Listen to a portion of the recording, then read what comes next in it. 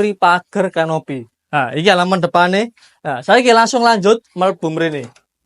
Iki. Nah, apa sih masih kusen rek aluminium ora gak tedas. Pintune apik to lho. Mrene modele. Nah, saiki langsung lanjut mlebu mrene. Iki nang gone area ruang tamune dondo. Wombo kok ngene. Nah, kiwa tengene tembok iki gak polosan. Cara ngono ngene ndek yo, apik.